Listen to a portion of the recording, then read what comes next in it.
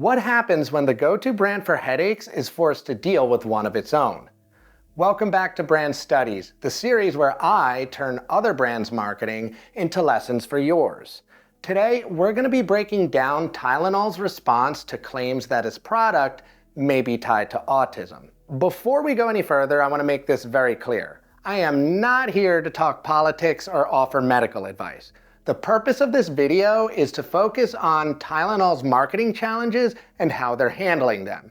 So if you're looking for anything other than that, look elsewhere. Okay, let's get into it. For more than 70 years, Johnson & Johnson and now its spin-off, Kenvue, have built Tylenol into one of the most trusted names in consumer health, bringing in about $1 billion in annual sales. Today, Tylenol is virtually synonymous with acetaminophen, and it's famously marketed as the #1 doctor-recommended pain reliever for headaches and fevers for people of all ages. It also works well for hangovers. But one of the most distinguished parts of Tylenol's reputation is that acetaminophen is the most commonly recommended option for fevers and pain relief in pregnant women. That's because alternatives like aspirin and ibuprofen carry higher risks.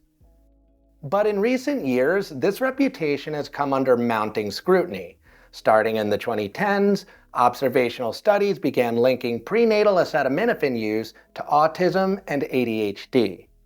By 2022, those studies opened the door to a wave of lawsuits, most of which were dismissed because there simply wasn't enough science to prove causation.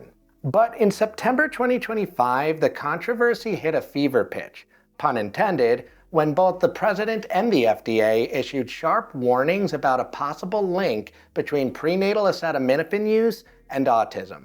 The FDA announced it will be updating labels on all acetaminophen products to warn of possible neurological risks tied to use during pregnancy.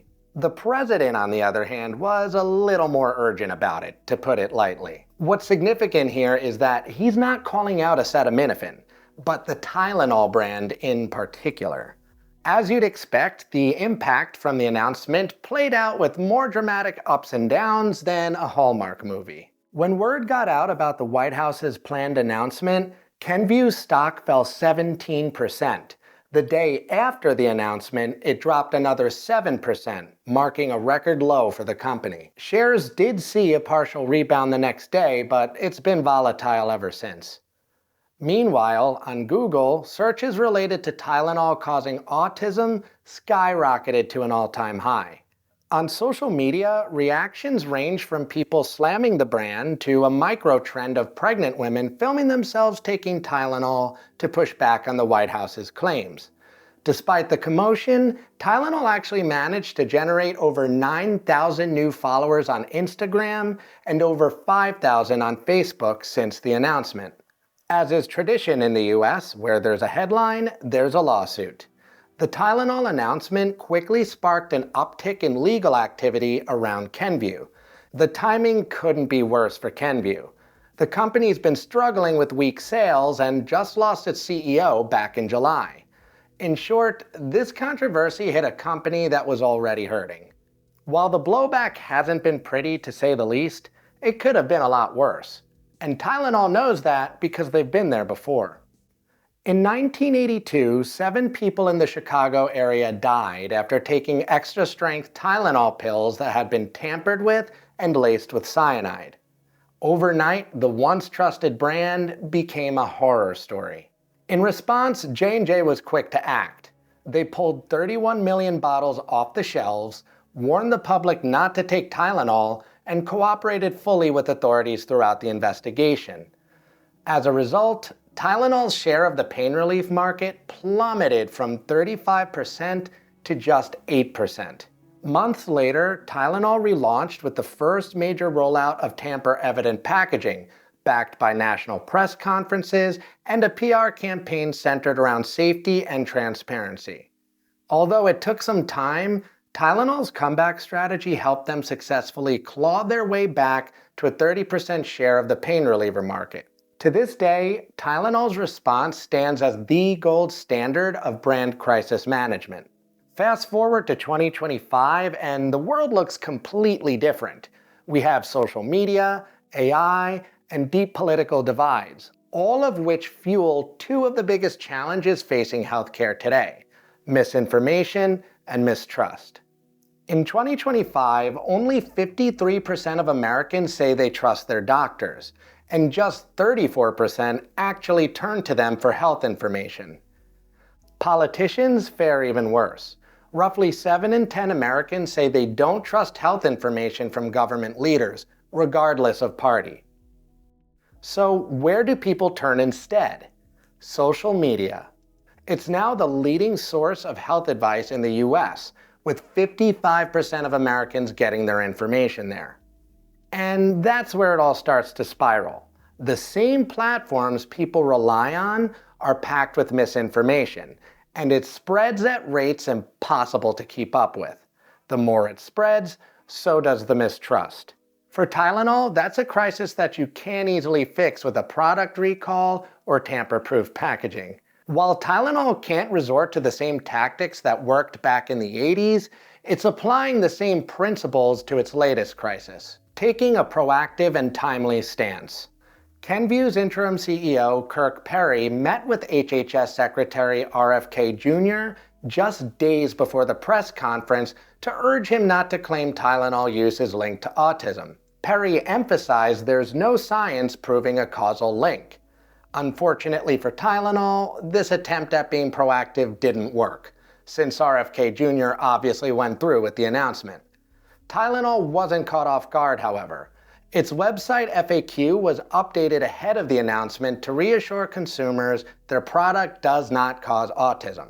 Unlike in the 80s when they pulled all advertising, Tylenol doubled down, launching digital ads the day after the press conference. Each one underscores what the brand built its reputation on, being the #1 pain reliever trusted by doctors and families. Of course, these aren't the only ads about Tylenol out there. Law firms are running ads fishing for lawsuits, and somehow Etsy sellers are running ads for Tylenol earrings. So yeah, with all the noise around the controversy, Tylenol is smart to run ads of their own to reinforce their reputation. The only question, though, is whether their message can actually cut through.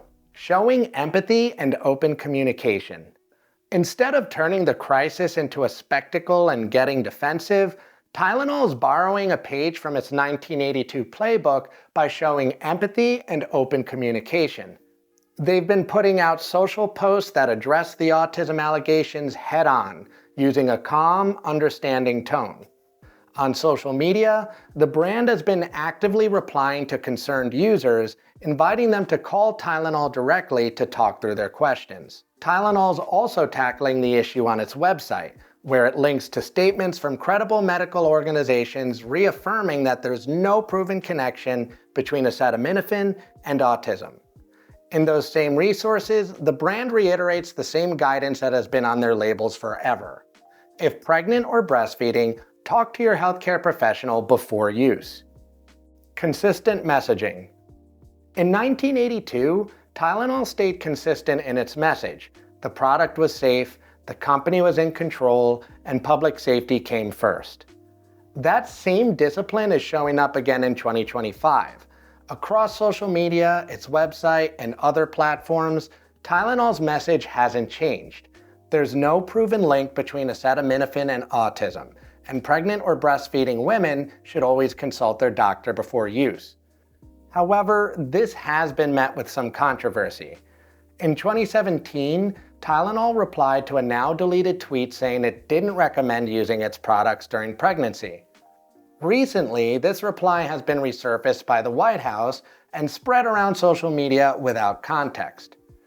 Kenvue responded by pointing out that the post lacked context and that it still reiterated its traditional guidance. You know, the same one that has been on its label for decades. Crisis management in 2025 doesn't look a thing like it did in 1982, but some of the principles still hold up, and Tylenol's using them in its response to its latest crisis. Still, no matter how strong your strategy is, mistrust isn't a problem you're just going to solve overnight, especially in the age of social media and AI, where information and opinions spread really fast. The story is far from over, but in the meantime, Tylenol's doing all the right things. But only time will tell if it's enough.